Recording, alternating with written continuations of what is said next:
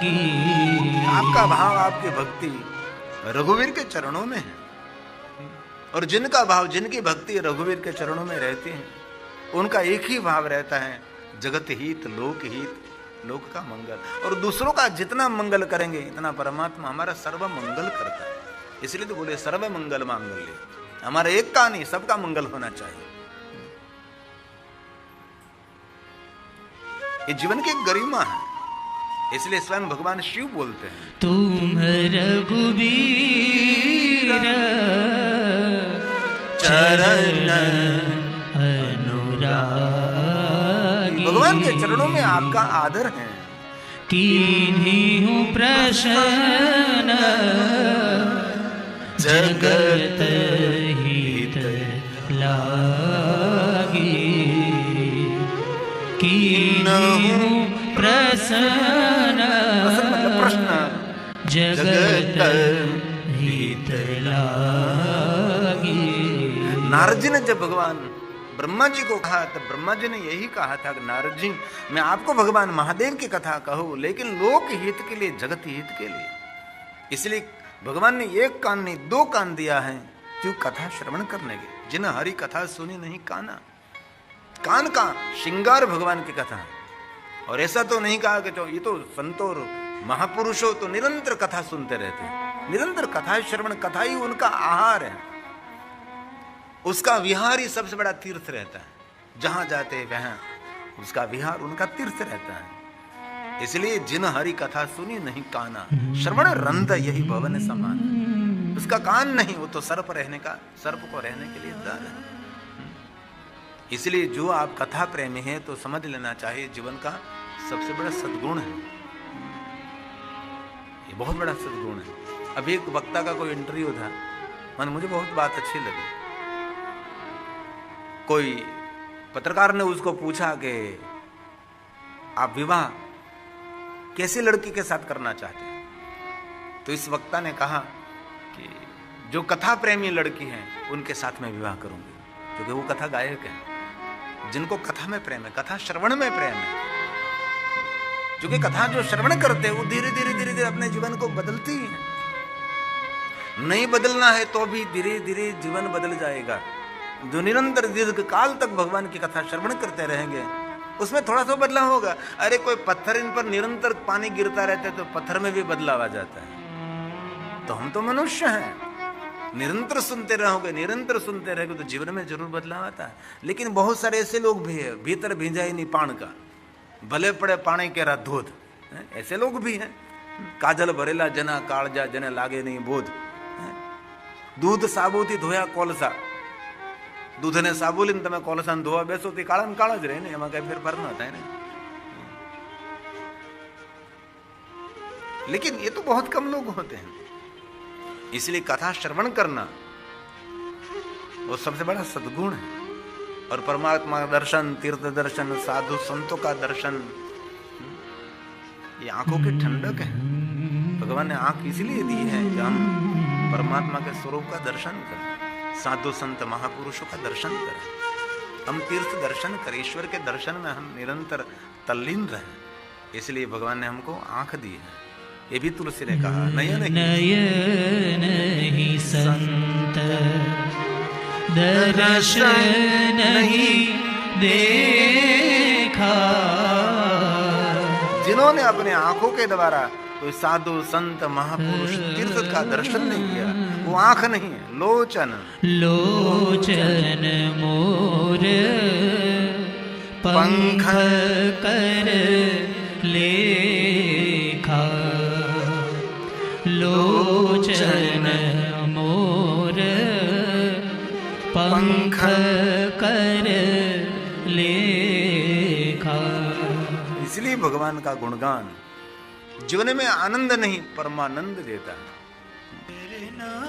और यह अवसर का रोज तो नहीं मिलता, यहाँ तो पूरी साल बीत जाती है।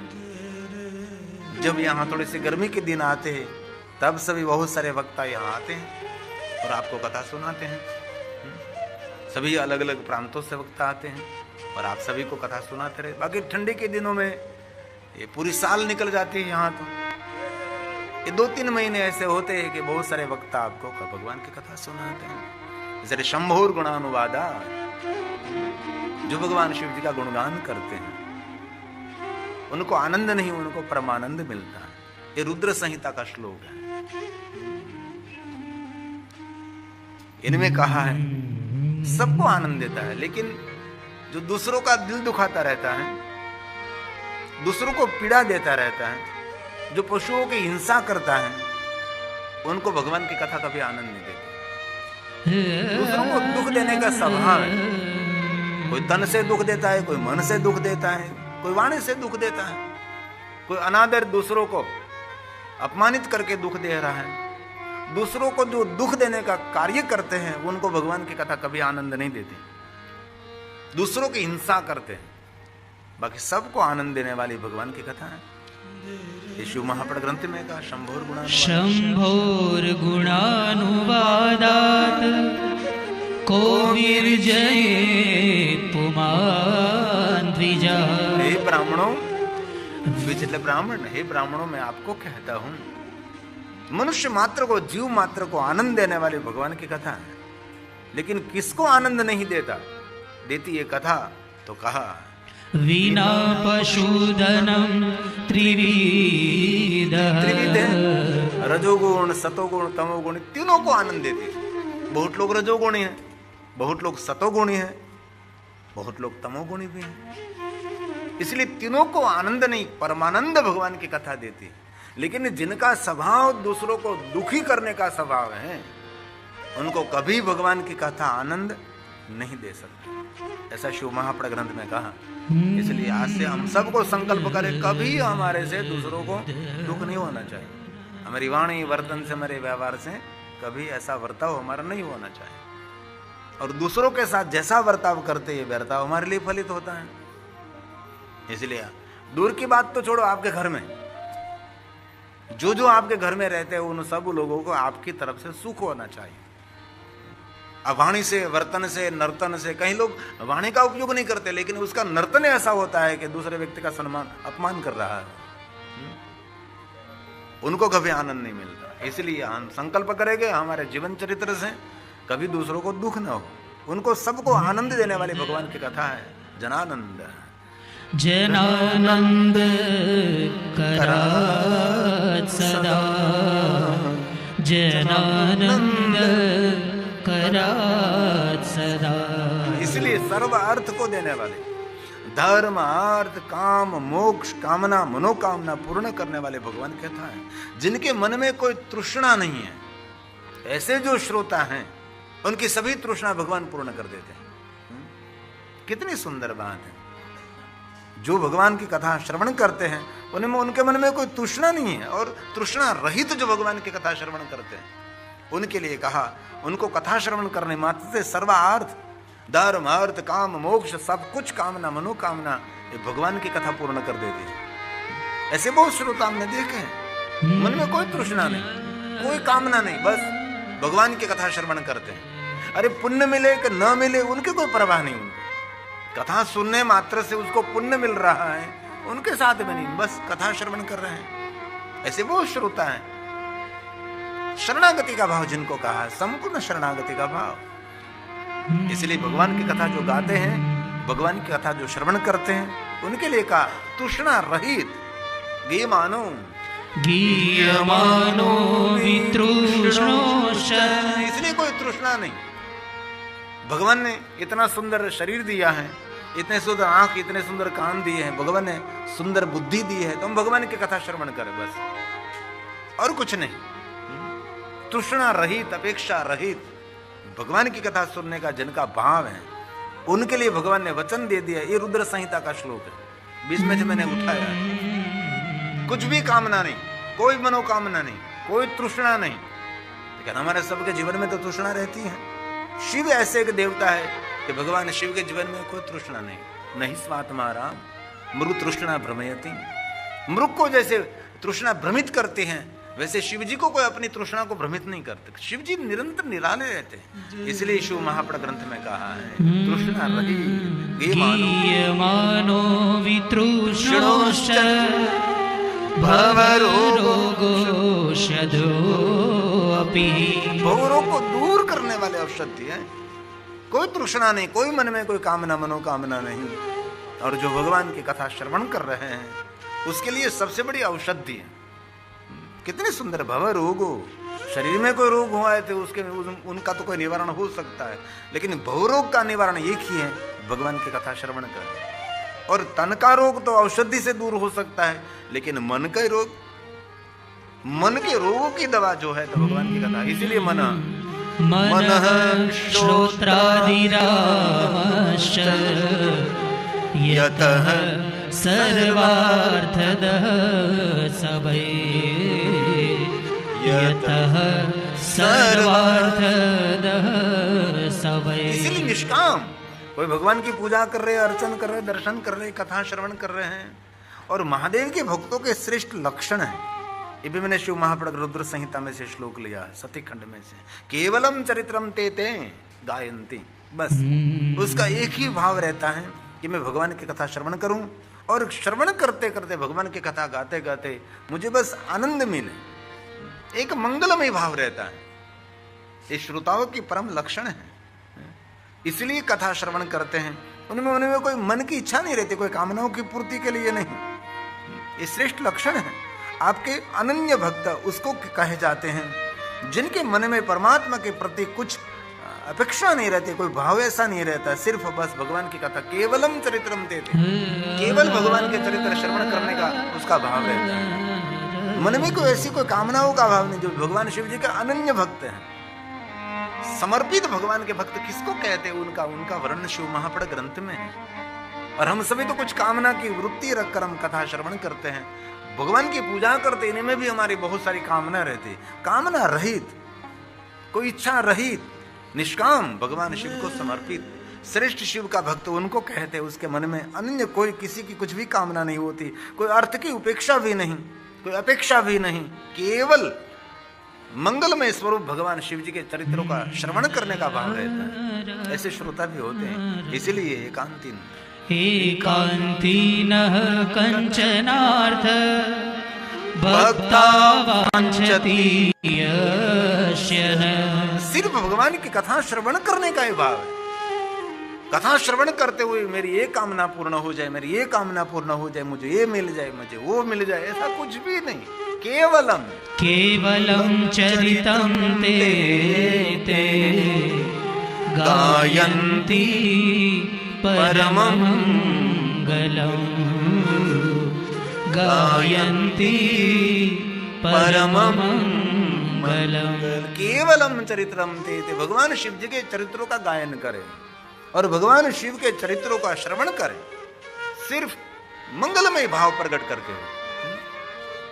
कोई सांसारिक अपेक्षा नहीं और किसी की उपेक्षा भी नहीं। ते जन्म भाज खलो जीवलोके, वो जीवात्मा इस धरती पर महाभाग्यवान है। कितनी सुंदर बड़ी बात है। ये शिव महापड़ ग्रंथ के सभी सुंदर सुंदर बातें हैं। जो शिव जी का ध्यान करते थे जन्म भाज खलो, विश्वनाथ का जो ध्यान करते, भगवान शिव जी का ध्यान करते, जिनकी वाणी भगवान का गुणगान करती रहती हैं, जिनके जीवा भगवान के स्तोत्र का गायन करते हैं, जिनके कान भगवान की कथा का श्रवण करते हैं, उनके मन में थोड़ा सा भी संशय नहीं होना चाहिए। कोई भी प्रयास नहीं करेगा तो भी वो भव पार उतरेगा। भव पार होने के लिए श्रेष्ठ ये उपाय भगवान की कथा है। इसलिए बहुत सारे ऐसे सज्जन लोग रहते हैं जो भगवान शिव जी का ध्यान करते हैं।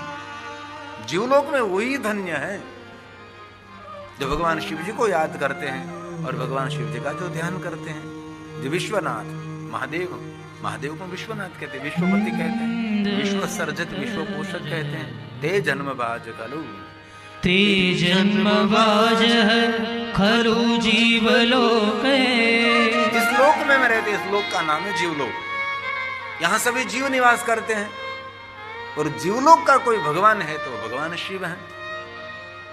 इसलिए आपसे पूजा अर्चन यज्ञ यागादि तीर्थ यात्रा कुछ भी न हो सके, सिर्फ विश्वनाथ का ध्यान करें। बस अपना संपूर्ण मन के तरंग भगवान शिव जी को अर्पण कर दीजिए। ध्यान मन के लिए सबसे बड़ी औषधि है। आजकल ध्यान करने के लिए बहुत सारे क्लासेस भी है ना, कि भाई ध्यान मार्ग में कैसे प्रवेश करें। ये न कर सके तो आजकल तो टेक्नोलॉजी का युग है, तो इसमें भी ध्यान प्रक्रिया, कैसे ध्यान में प्रवेश कर सकते हैं आप, ध्यान कैसे कर सकते हैं, ध्यान में हमारा लक्ष्य क्या होना चाहिए, उनके बारे में बहुत कुछ डिटेल है। लेकिन वास्तव में देखें तो भगवान शिव की परंपरा और ध्यान की परंपरा, पूजा भी एक ध्यान का ही पार्ट है, भगवान को अभिषेक करते वो भी ध्यान है, भगवान को दीप प्रज्वलित करते वो भी ध्यान है। जो जब दीप प्रज्वलित करते हमारे मन में एक ही भाव रहता है कि भगवान को दीप प्रज्वलित करते हैं। लक्ष्य की ओर आपकी संपूर्ण चेतना एकत्र होना, उसको कहते हैं ध्यान। इसलिए जो विश्वनाथ का ध्यान करते हैं वही अपने जीवन को सफल कर रहा है। इसलिए भगवान व्यास जी के सभी वचन है ते जन्म वाजः खलु जीवलोके वै सदा ध्यायन्ति विश्वनाथ। भगवान शिव जी को विश्वनाथ कहते हैं। अन्य कोई देवताओं को कभी विश्वनाथ हम नहीं कह सकते। सभी देवताओं की श्रेष्ठता है, सभी देवताओं की महानता है, लेकिन भगवान शिव के समान कोई नहीं है। शिव सबसे ऊपरी है, शिव सबसे श्रेष्ठ है। इसलिए जिनकी वाणी शिव जी का गुणगान करते वही जीवन में सफल है, वही जीवन के सभी फल को प्राप्त कर सकता है।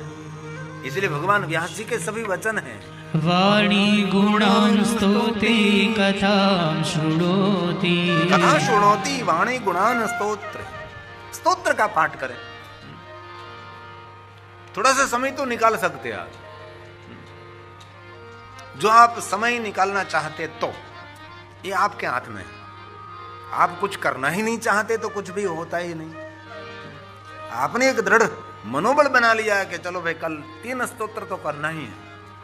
शाम के समय कितनी नींद आती है, लेकिन 2 स्तोत्र का पाठ करके ही मैं सोऊंगा, ऐसा आपका दृढ़ मनोबल होना चाहिए। कर सकते हैं, क्योंकि मन की लगाम आपके पास होनी चाहिए। आपकी लगाम मन को सौंप दी तो हो गई बर्बाद। ज्यादातर लोग ऐसे होते हैं, उनकी लगाम मन के हाथ में सौंप दी। नहीं, मन की पूरी लगाम, पूरा संयम हमारे हाथ में होना चाहिए, हमारे अंकुश में होना चाहिए हमारा मन। इसलिए मन बनाना पड़ता है। जिनकी वाणी गुणान् स्तोति कथां शृणोति श्रोत्रं द्वयं ते भवमुतरन्ति। श्रोत्रं द्वयं ते भवमुतरन्ति। कोई पर प्रयास के बिना मनुष्य भव पार हो जाए। इसलिए वाणी के द्वारा भगवान का स्तोत्र का पाठ करें, भगवान के नाम का स्मरण करें, और भगवान ने कान दिए तो सुंदर कथा का श्रवण करें, और भगवान के निरंतर ध्यान करें, तो मनुष्य कोई भी दुख प्रयास नहीं, कोई कठिन प्रयास नहीं, सरलतापूर्वक अपने भव को पार कर सकता है। समंदर को पार करने के लिए तो जहाज है, लेकिन जीवन रूपी समंदर को पार करने के लिए शिव नाम तरिम प्राप्यम संसार बन तरंति ते। शिव जी का नाम ही हमारे जीवन में श्रेष्ठ है। भगवान के नाम के बिना कुछ भी होना ही नहीं। इसलिए हालता चलता बैसता उठता खाता पीता ऊँगता जागता घरमा कोई भी अवस्था में जीवा करे वर्तते तस्य सफलम जीवतम, विष्णु में कर मजा। आपको जब समय मिले तब, ऐसा नहीं कहता कि आप कोने में बैठकर माला लेकर बैठ जाए। समय है तो जरूर बैठना चाहिए, ये भी एक बहुत बड़ी वो जीवन की उपलब्धि है। लेकिन ये कुछ भी न हो सके तो हालता चलता बैसता उठता कुछ भी काम कर रहे हो आप, ओम नमः शिवाय, ओम नमः शिवाय, ओम नमः शिवाय, ओम नमः शिवाय, निरंतर जपे पंचाक्षरम, उनका सभी दिशाओं से मंगल होगा। इसको विष्णु में कहते हैं। यही करना है बस।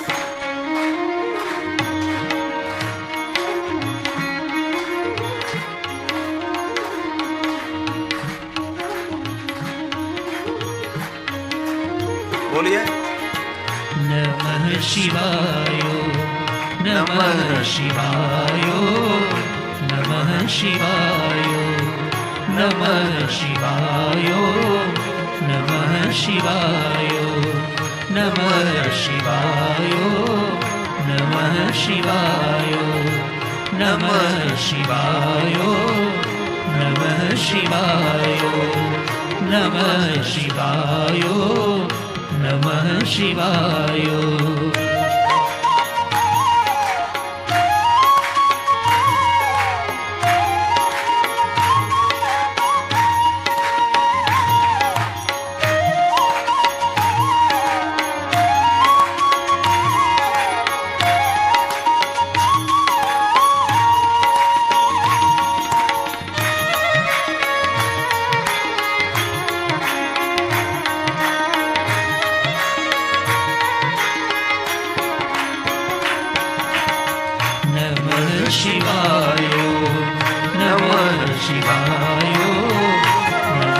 शिवाय नमः शिवाय नमः शिवाय नमः शिवाय नमः शिवाय नमः शिवाय नमः शिवाय नमः शिवाय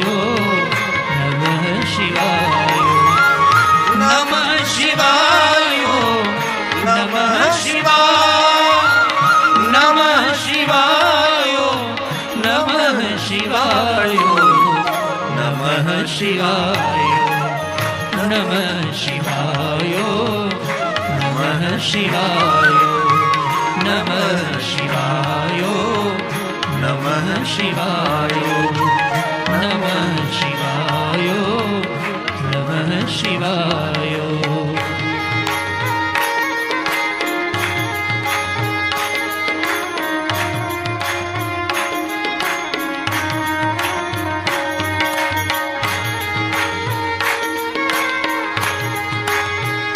ताली महादेव ने वाहले।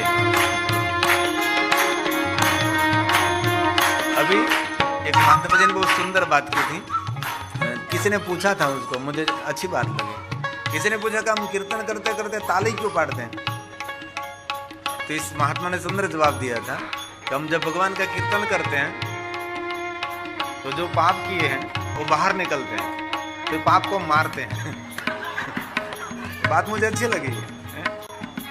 फिर ये पाप मेरे पास न आवे, इसीलिए इस पाप को मार दे।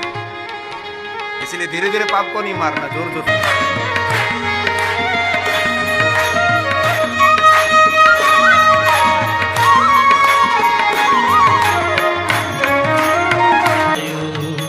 नमः शिवाय नमः शिवाय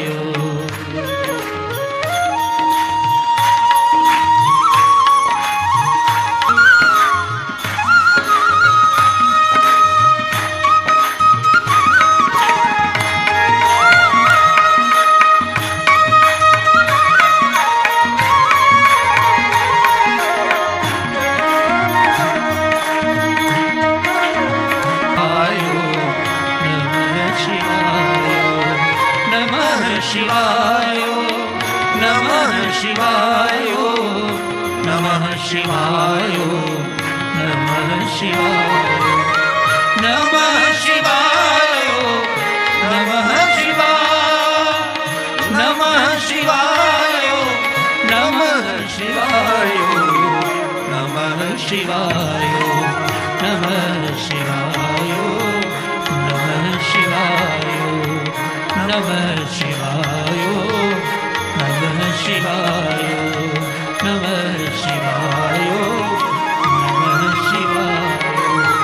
नमः शिवाय नमः शिवाय नमः शिवाय नमः शिवाय।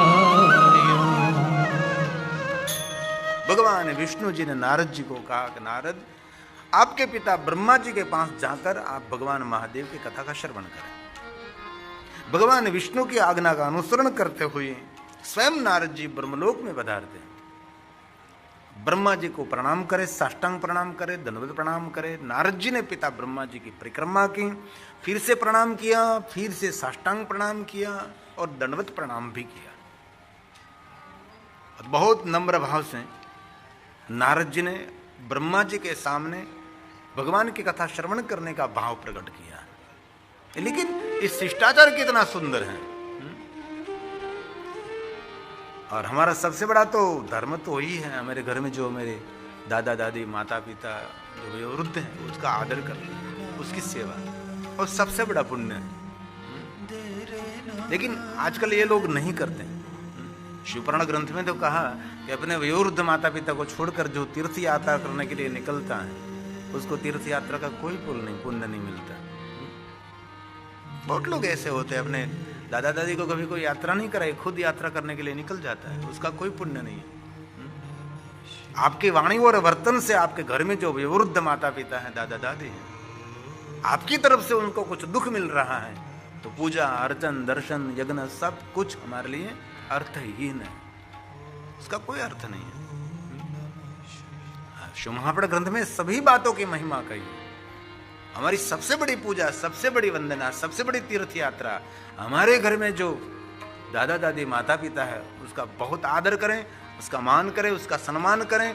और भगवान को समय से भोजन न अर्पण करें तो कोई जरूर नहीं, लेकिन आपके घर में जो दादा दादी हैं, माता पिता है, उनको समय से ताजा भोजन अर्पण करें। वो सबसे बड़ी पूजा है, सबसे बड़ा यज्ञ है। फ्रोजन नहीं, ताजा।